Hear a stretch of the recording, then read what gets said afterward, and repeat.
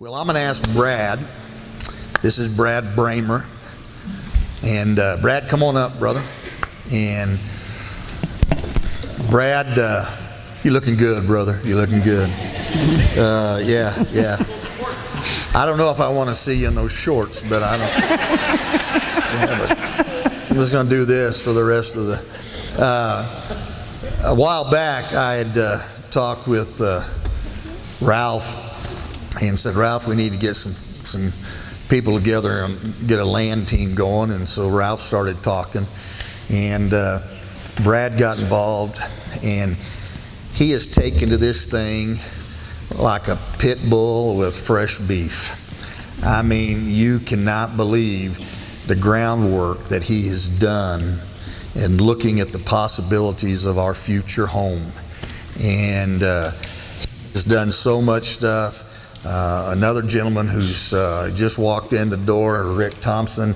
Rick has got connections in Santa Fe, and Brad will talk to you. It's stuff that in 42 years I've never seen a church approach it this way. It's very unique. It can be awesome. We still have a responsibility as a church family. So here's what we're going to do today. Brad's going to make this presentation, and it is about land, and it is about a home, and it's pretty amazing. It's pretty amazing. Even yesterday, he got a phone call, and he'd call or text, and he called me or texted me yesterday morning and said, we got to meet as soon as we can. I just got some news. We got to meet. And so it's pretty neat. So after he makes the presentation, then we'll just go on with the rest of the service. If you have any questions afterwards, you can talk to him. You can talk to Ralph back there. And then next Sunday, what we're going to ask is that as a church, we pray about it for a week. And just ask God to say, God, what do you think we as a church ought to do? What do you think I as an individual ought to do? And then we'll come back next week, and we're going to have a little yes-no deal. And you can mark yes or no and drop it in a box. And then we'll let you know at the end of the service what the count is. And from there, we'll go, and we'll accept that God's going to do what God's going to do. And so let me just say this to you. I've been down this many years, and anytime you start talking about a new church, getting land and all that, all of a sudden, based on past experiences that people have, they just, all I can say is just breathe, okay? We're not going to do it like a lot of churches have done in the past. Just hear what we're doing, and just let God work through you, and let God use you, and however He's going to do it, okay? So can we agree to that, please? Amen. This means yes, and this means no, okay? Any of you that did this, there's the door. No, just kidding. I love you. I love you. I love you. See, there's my sarcasm. I'm sorry, okay? It's just, it's like my dad, my daughters say, Dad, sarcasm is your love language. And so it's just how I was wired. And if you think that's bad, you should have seen my dad and I together. It's terrible. So anyway, Brad, take off, brother, and share with us.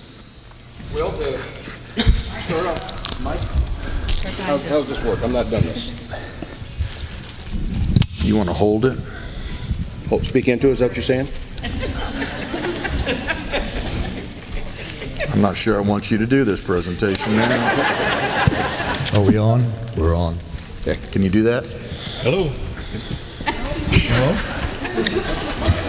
Yeah, you broke it. Hello. You hear that? It's on. It's on? Yeah. Speak. He played for the Lobos. That says it all.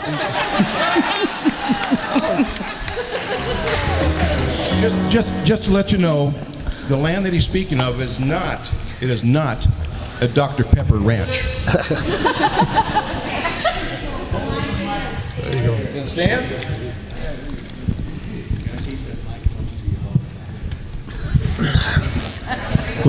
Hello? Oh, okay.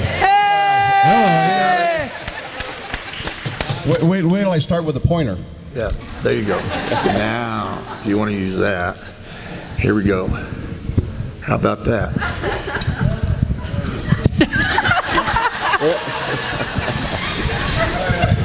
Does that work for you? Hello. Okay. I think I can do this now. Now, if you're going to do that, you're going to break it. This is Laurel and Hardy going here. Yeah. Now all of us are having a bad morning. Hello, okay? Can you hear me? All right. Yeah. As I said earlier, this is about land, but it is not a Dr. Pepper ranch for Kurt. Boo. Where's Jerry? I know Jerry. I can't see Jerry. Jerry, he sits in this area. Oh, Heidi. Oh, there you are. Okay. Well, I'm glad you're here.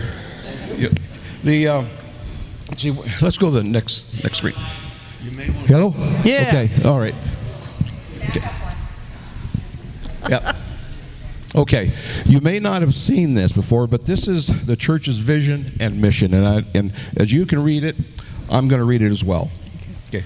Our vision is that this church will fill a void in the world around us. That void is a lack of outreach to men and women of the Western heritage. We desire to see all who are lost found, and Heartbeat, however, is for those lost somewhere horseback or sitting on a tractor. Our vision is that men and women of this culture would experience a spiritual revival in the hearts that would awaken the community around them. We also envision ourselves helping start many more Western heritage churches around this great state and country we live in. Our mission is reach one, touch one, writing for the brand. We're going to have some big picture opportunities here that I want to share, that I'll be sharing with you. The big picture is big facilities, and why we have big facilities. Instead of knocking on doors, walking through neighborhoods, or standing on street corners, we need to reach out to people. And how we're going to reach out is lifestyles and passions that we will touch. And you'll see as we go through this how that will take place.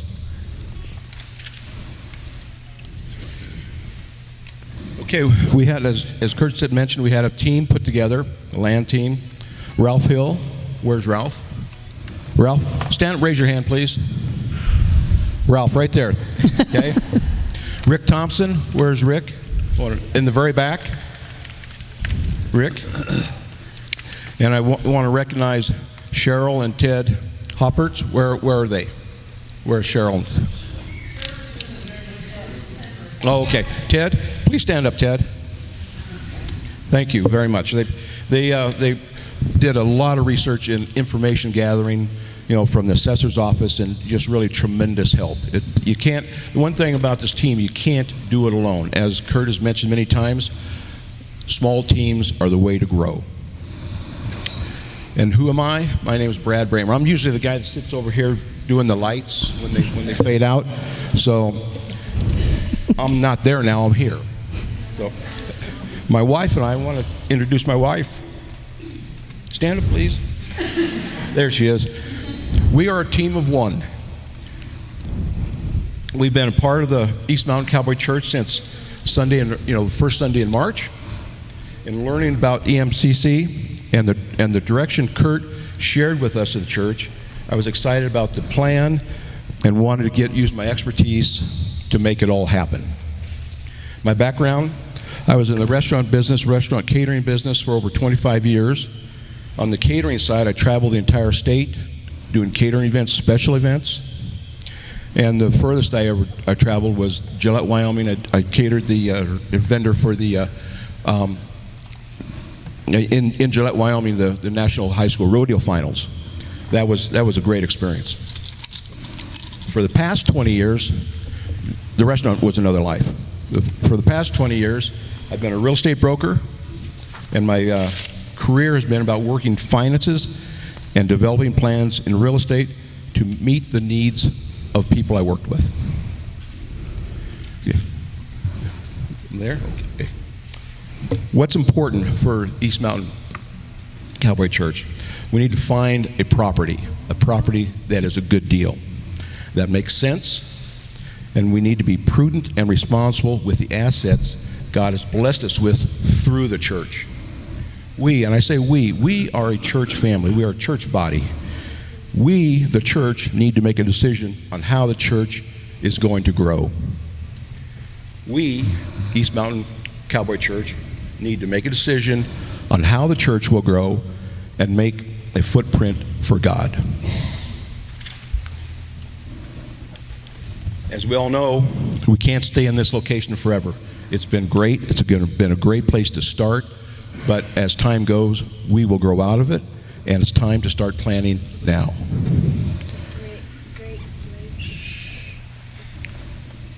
To continue to grow, we need our own property to develop and grow our outreach to the East Mountain community.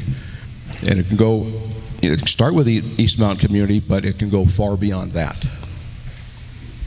With the possibility, we have a possible loan from somebody in Texas somewhere. I know he's there. This might come about in early spring of 2020.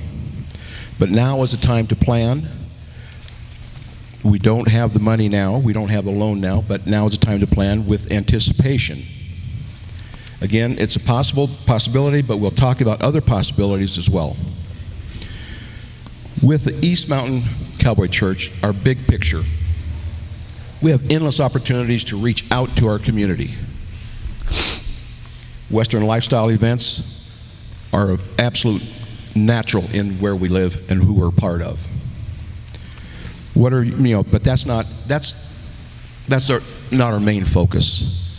Kurt talks a lot about the cowboy scene, rodeos, roping, but we as a church, we all have different passions and likes. What are your hobbies? What do you enjoy? We can create classes, we can create small groups, we can create events. Gardening and landscaping, for example. Create small groups. Create a property that we can grow in. Outreach potentials, and this is what is really, really special. Outreach in the Western theme. Special Olympics, so equine Special Olympics that is, equine veteran support, and to expand the idea into the entire church family and community. Some of the lifestyle events that you've become familiar with, or at least verbally, is rodeo events. There's barrel racing, roping, play days, rough stock events, special events, equine events, veterans, equine therapy. The arena team was founded several months ago.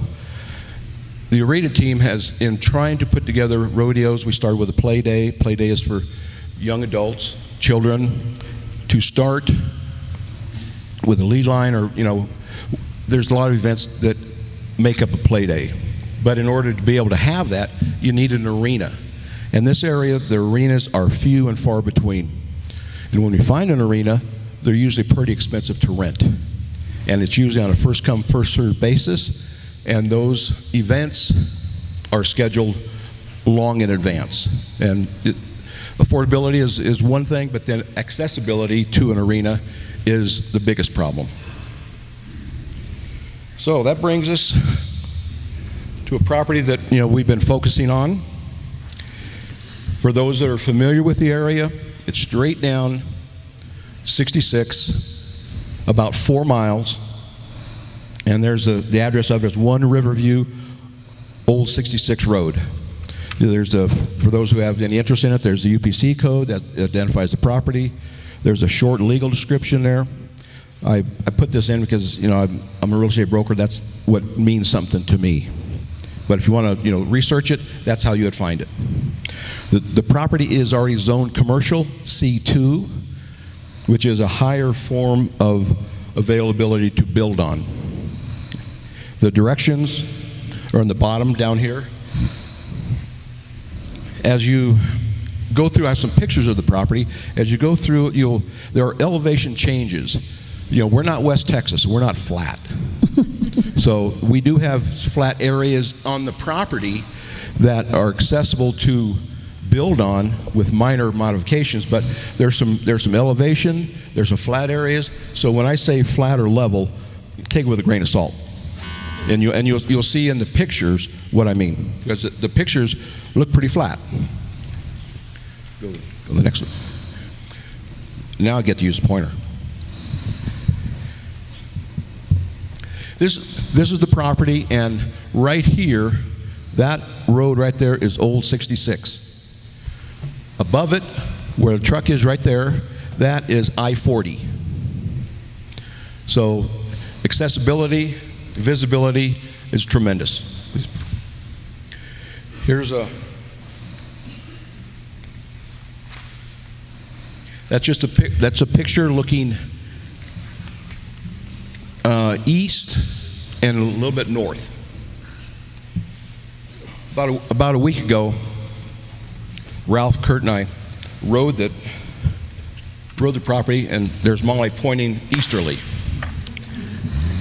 So as you can see, there's a slight grade from right to left. That's from it's actually from south to north. The grade is going down, approaching, and 66 is right in back of these trees right here. Okay. Yeah. That is the easternmost point of the property, and right here, this is Riverview Road meeting 66. So accessibility to it is ideal. Visually, it couldn't be better, from the main highways and roads. This is in the middle of the property. It's a good sized property. It's 63 acres. In the middle of the property, I'm looking west southwest, and so you can see the grade going up a little bit. It's not flat, but it's something that can be worked with. There's another. That's an easterly view from the middle of the property, and that is a south view. And there's the final picture on the land. That is an easterly view. Again, where's the pointer? That is 66 right here, along that telephone line right there. And again, keep in mind, all this property, I-40 is right over here, and it's highly visible from I-40. That is an overview of the property, and as you can see, here's 66 right here, and here's 40, I-40. The exposure from here to here, I don't think it can get any better as far as visibility from people driving through the area. It's highly visible, and here is Riverview Road. V Hill, we'll show on the next picture. Here's V Hill right here. Old Riverview right here, not Old Riverview, but Riverview is right here. 66 and 40. The photographs you see here, I mean, these are pretty much actual dimensions. This black line right here, that is the property line dividing east from west. The property in blue, those are probably the better areas to do some building on, construction, rodeos, or horse stables, or caretaker place, or these are just thoughts and examples. That where the church, that'd be a nice place, because that's kind of a little elevation right here, more visible from 66. But if you think that space right there, 200 by 400, that's huge. That's a big space to build a church on, and still have plenty of extra room all around. Again, the big picture is multiple arenas where you can do multiple events at the same time if needed. Which I just put in a couple arenas in here for example, and sizing of. There's a round pin. I have a picture of a round pin for those who don't know some of these equipment needs. I have pictures of things that would go in here. And I put an RV park in here basically because there are tremendous amount of equine families that travel east and west carrying their livestock. And as they travel, they are looking for a place, just like, if you're traveling long distance, you're looking for a hotel. They're looking for a place to put their horse up. They just soon take care of the horse, and they'll sleep in the truck. But I put an RV park here, and that is ample size to do something to meet those needs. Again, there's stables and a horse hotel. Again, it's just ideas, concepts of what is possible. Okay.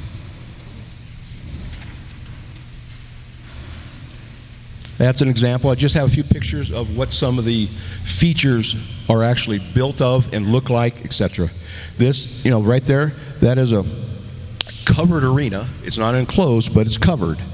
They have access front and back, so as your events, the horses can have a place to enter and access from. Okay. Stables. Stables are critical. Style of is not so critical. You can have upgrade, you can have lower expensive ones, but that is totally up to you. But a stable where during an event, a lot of times when people come in for a rodeo, they don't want to travel back home with their animals. They may be somewhere in Texas. They may be in Socorro. They may be they find places to participate. And instead of driving back home, they need a place to put their livestock. And that's an example, just an example of a stable. Here's an example of an indoor arena. Again, as you see, about the only difference is siding. It still has the arena, but the enclosed arena is critical, especially when nasty weather. We never know about the weather we have, whether it be wind, rain, snow. We have no control of that. But we would have control with an indoor arena, and that would allow things to go smoothly. Okay. Like I said, stables. The previous stable you saw was not quite this fancy. This is an upgrade, but highly upgraded and very nice. Okay. There, in some of the rough stock events, there's equipment that is needed to handle and control the animals. This is a lead-up chute. There's the lead-up chute. There's back in this area, back in here, there's a larger pin that would hold the animals, and they would go into this chute right here. That keeps them from backing up, and they stand in this waiting to approach the roping chute. The roping chute is where the steer is released for the cowboy to do, whether they're going to rope or whatever their event is. That's where they start from, and they would start from either side. There's a roping chute. That is at the end of the lead-up chute. The single steer would be in here, and it would be released right here and exit out. Okay. This is an arena, and I mentioned earlier how our play day has been canceled, been having a hard time to locate an arena. Well, this arena is right here in Edgewood. It's a very close friend of Ralph's, and as you see, it is, for dimension, it is 150 by 300. There's an entrance here and another at the other end. That's 150 by 300, and that's where we're going to have our next play day.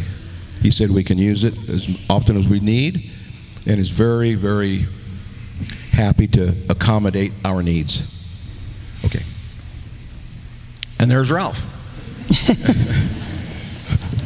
Ralph just wanted to get in there to say, hey, this is proportionally, this is how big it is. And we were out there the other day doing, Ralph does a lot of mounted shooting, and this is where he practices. But the arena itself is well kept, and it'll suit our needs extremely well for what we need for the time that we need it. Okay. Just more, a bleacher. We all know what bleachers are, but, sometimes we need more, sometimes less, but at least there's some place to sit. Okay. You may have heard of a round pin. A round pin is obviously round, and that's a pin, control pin that you can work your horse, train your horse in a controlled environment that is safe and easy, accessible to work your horse. And during events, dust and loose dirt is a problem. This is one of many, many ways to keep the dust and dirt under control where you get a tractor or something to pull it, and you just wet the ground where it keeps it moist. Good footing for the horses and steers, and just makes a safer environment to work in. All right, this is what we've been waiting for, I think. So, right there, the purchase price is $275,000. That is $43.69 an acre. When we first started this search, the big picture that Kurt had, and I think we've met this very well, he wanted a property with good accessibility, high visibility, and no more than 4,800 affordability. 4,800 per acre, that is. Up and down 344 and all land all around here. We've done a whole lot of research, and the land is available has ranged anywhere from 10 to 12,000 to 19.5 to 20,000 an acre, and those are on the market right now today. Obviously, I would have to work a heck of a deal with the owner to make that work. Usually, they won't do that. So, this property comes to $43.69 an acre, which is below the budget, below the original budget. Real estate contract. Let me talk about a real estate contract. Since the Cowboy Church is new, finances are accumulating and building, but we don't have history enough to get a mortgage. Mortgages are available, but you need more history. A real estate contract will allows us to, the seller would basically become our bank.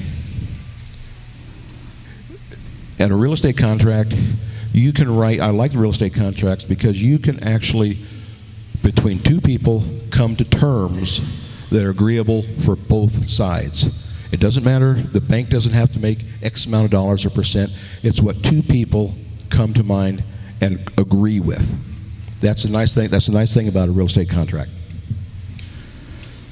The necessity is obviously because we don't have the ability right now, currently, to get a mortgage. Seller becomes the bank, and one of the agreements that we came to was 5% interest rate on that real estate contract.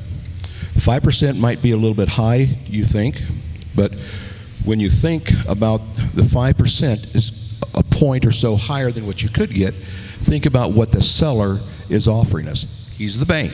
He's taking all the risk. He's doing us a favor in allowing us to go forward with this without the capability of getting a mortgage. So it's worth a point or so to the seller above what he would get normally. So purchase price, we have purchase price of $275, a down payment of 27, or not 27%, but 10%, or 27.5, at interest rate of 5%, with a 30-year mortgage, 30-year amortization, with a 5-year call.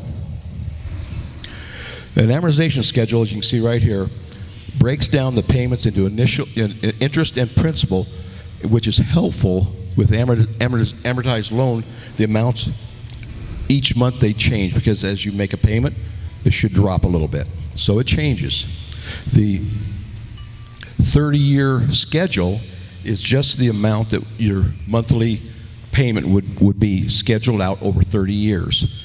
The 5-year call means you still make those payments based on a 30-year payout, but in 5 years it becomes due in full. So, critical and most important, right? This is what makes the Cowboy Church, this makes it a good deal. In early 2020, there is a possibility of getting some funding from an individual in Texas. It's a possibility.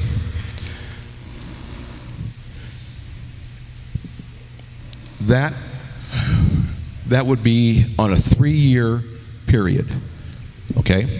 So after setting up our real estate contract and paying on it for 2 years, after 2 years, since we don't have the ability to get a mortgage right now, if you're paying on a real estate contract for a couple of years, you have shown history to the banks that allows you to roll that into a refinance. You don't have to apply for a new mortgage, you just refinance it. I've done it, several people have done it, it's very common. So remember, we have a 5-year call, which means it's paid in full at 5 years. We refinance in 2. At the 3-year mark, if we make an early in full payment, there would be no prepayment penalty, and the seller would allow us to have a prepayment discount of $25,000. Okay, next page. So let's break this down. Original purchase price is $275,000. We have a down payment of 10% or $27,500 at a 5% interest rate. A 3-year early payoff discount of $25,000, which would bring our purchase price to $250,000. This is approximation, that would make it about a $2,500 monthly mortgage payment. Raise that up a little bit. Okay. So our per acre cost would change from $43.69 to $39.71 per acre, which from Kurt's original thinking on how to grow, he was thinking 10 to 20 acres. Well, when you figure the church, parking, arenas, you consume a lot of land real fast. So that's where, the 62 acres, or 63 almost, really makes it interesting, affordable, and very usable. So for growth, long-term growth. And the 39, go back. The per acre price is well below the $4,800 that was initially talked about. Next. So the question now is, what do we do now until April? April, May is 8-9 months away. What do? We sit on it, hope that the seller will still be around in 8 or 9 months. That's a lot of wishing. Unless, of course, we enter into a lease with the seller for the same property, the 63 acres, and he's agreed to this, and all of our lease payments of $1,000 a month would go toward and be part of the overall payment. So the mortgage, as we're paying monthly payments, it would be reducing the $250,000 as well. So that's it. Oh, so fast. Okay. There's one more thing that Rick helped with tremendously. Rick Thompson in the back, I introduced him earlier. Rick introduced me to a grant writer in Santa Fe that does this for a living, that has master's degrees in putting together grants. She called me, this is what Kurt mentioned to me earlier, or mentioned to you earlier. She called me 2 days ago and said that she is in the process, she has accessed the grant writers, and she's broken it down in 2 stages: large grant and small grant. Large grant being for church, main structures, infrastructure, and a small grant for the small arenas, the small RV parks, the smaller things other than the initial. So she is working on that. She's incredible. But we are very fortunate to have her working for us, and she's doing this out of the kindness of her heart. Mm.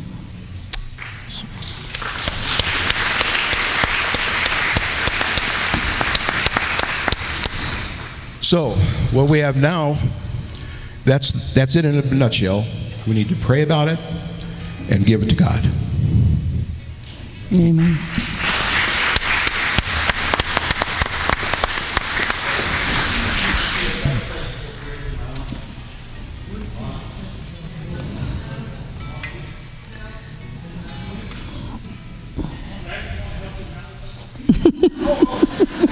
I'm on now. Who said that? Who said that? Get out of here. Let me share a couple things with you real quick. Number one, that's a lot of vision to see. It's not all going to happen at once. It takes time. Number two, for those of you that may not be involved in the Western lifestyle, there's going to be plenty of opportunities. We don't limit ourselves to that. So there'll be plenty of opportunities for all types of ministries, for all age groups. So there will be no isolation of that.